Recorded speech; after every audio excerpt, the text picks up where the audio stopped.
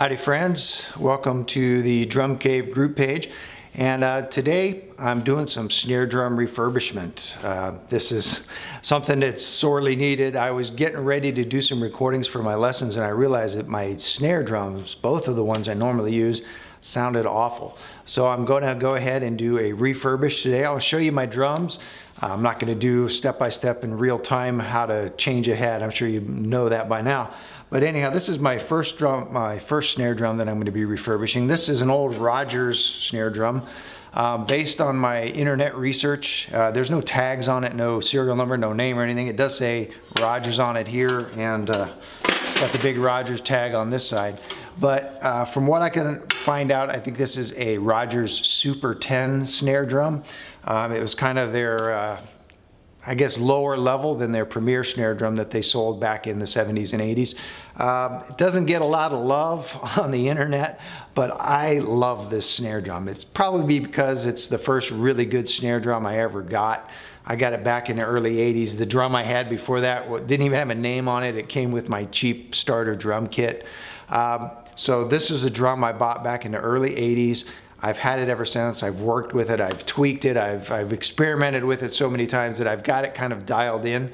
So it's been sitting in the garage for a couple of years though, because when I got my new drum kit, it came with a snare drum.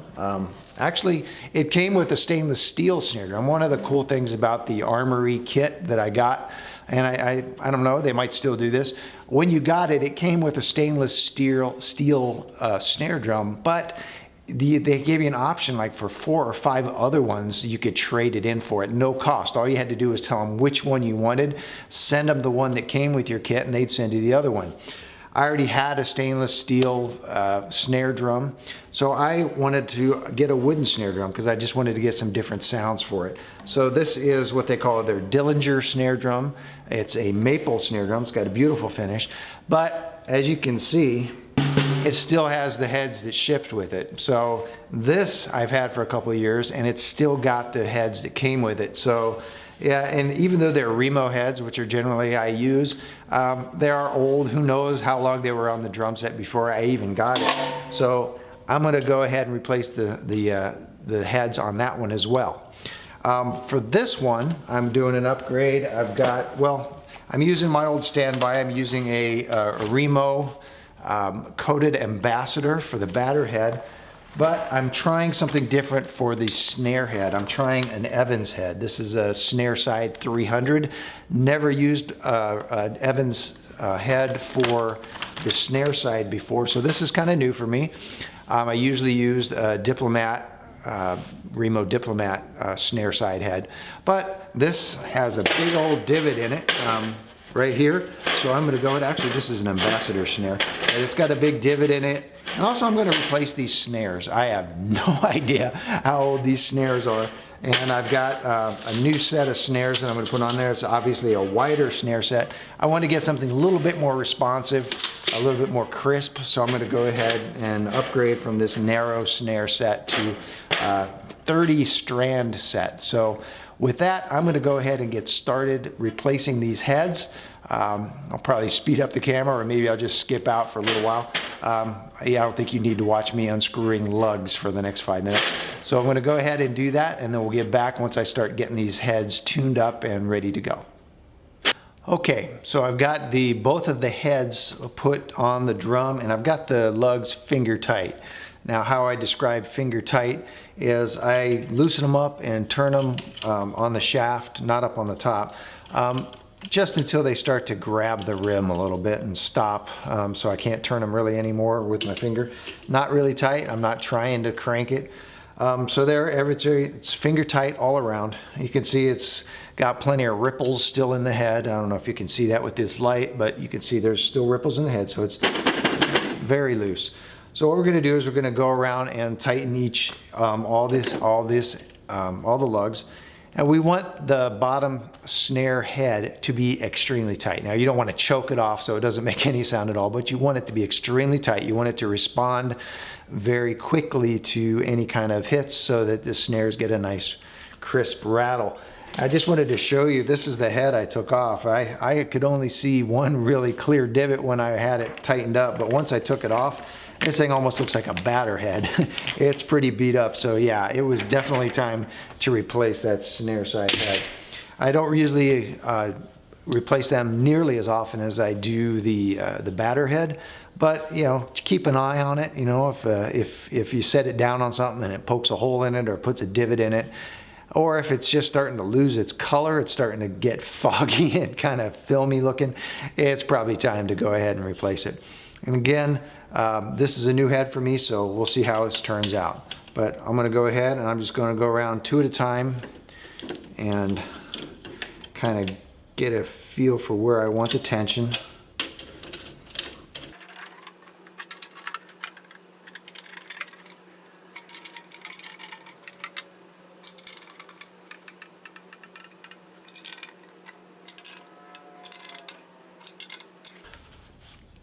Okay, so I've got it where it feels about even tension all the way around.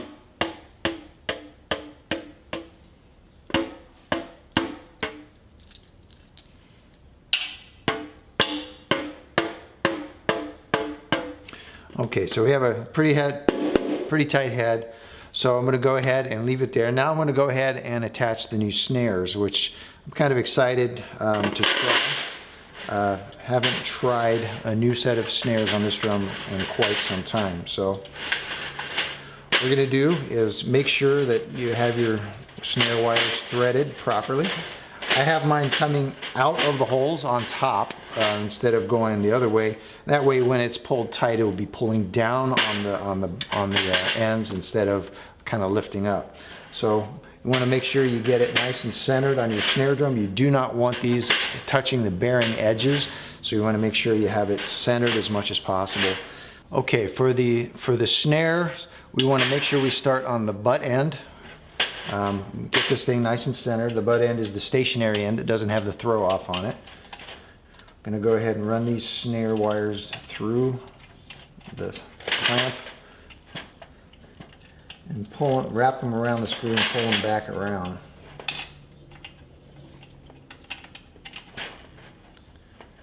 And go ahead and tighten one down at a time just to hold it there. Make sure they're tight. You don't want them slipping on you. You lose your tension.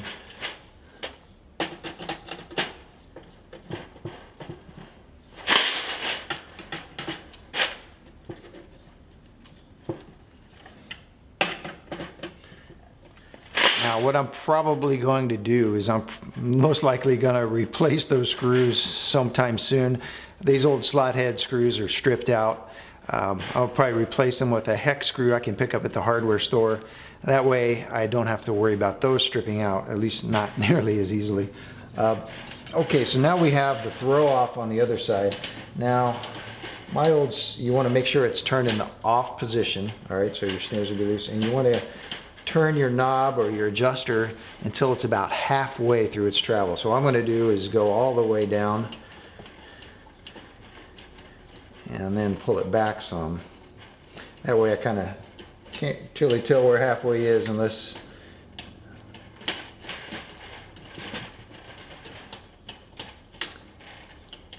you want to give yourself plenty of room for adjustment though. You don't want to max out. So I'm going to go ahead, and since it's about halfway, make sure that's even over there. I'm going to do the same thing over here. Pull these around the screw. Try to get them as tight as you can with your fingers. It's not going to be that tight, so you don't have to worry about it. Plus, you'll have plenty of room to loosen it further. Go ahead and crank these screws down. Okay, there we go. So, nice and crisp sound. We got our snare side head nice and tight. So we're going to go ahead and flip it over. And again, I've got the snare batter head lugs finger tight just like the other ones. And this head is not going to be as tight as the snare head, but I want it to be tight enough where I can get a good stick rebound. If you're going to do rolls and stuff like that, you don't want a mushy head. So I'm going to go ahead and screw these up a little bit. Not quite as tight as the bottom head. You're going to hear some crackling and crunching as you go around. That's typical with a new head. You're always going to hear some stretching of the fabric. Some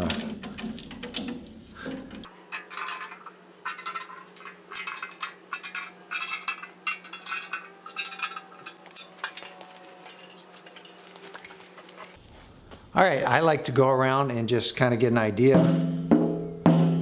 of where the head is. I touch the head very lightly just to stop it from rattling. That way I can hear the tension, a little harmonic around each one of the lugs as I tap.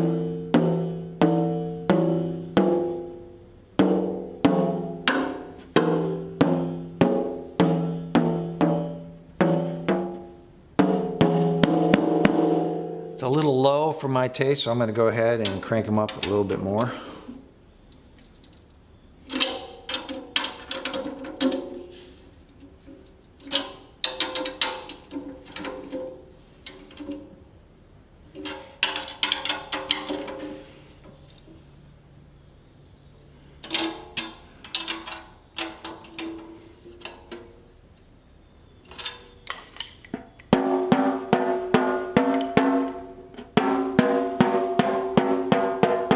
Pretty even. Let's hear what that sounds like. I think the bottom head probably needs to be a little bit tighter.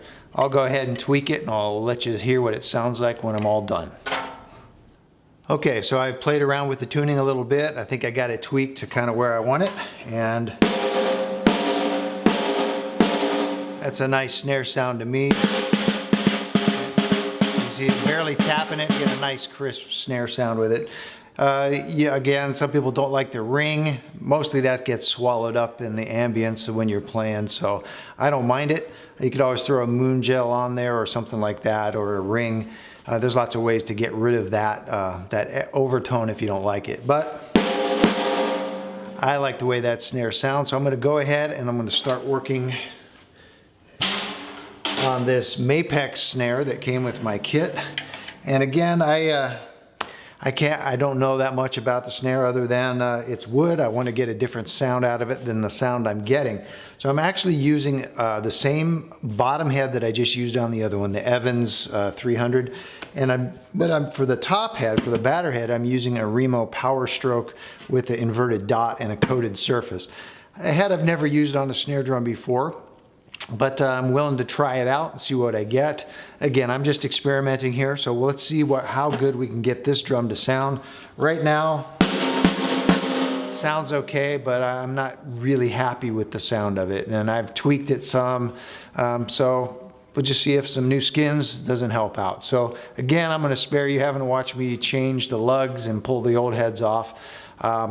But if I find anything interesting along the way, I'll certainly show it to you. But I am going to go ahead and get those new heads mounted. I'm going to be using the same snares. I'm keeping the snares on this head, so we're not going to be doing that operation. So we'll take a look, and I'll catch you in a few minutes. Okay, now this isn't really an interesting fact or anything, but I've got the Mapex snare open. And I don't know about you guys, but I love the smell of opening up a wooden drum. My old Tama kit, my old Superstars that I got in the 80s, when I open up those drums, it's like nirvana. It smells so good inside. This, again, a maple drum, it smells wonderful. Just wanted to share that with you. Okay, so I've got the new heads on and the Mapex snare all tuned up. I misspoke earlier. I said it was a Power Stroke head, but actually it's a control sound coated head with the inverted dot and a coated surface. And boy, what a difference. This drum sounds great now. It's just night and day compared to the cheap heads that were on it. You know, those were the heads that came with it. Again, who knows how long they were on there before, and it was imported from overseas.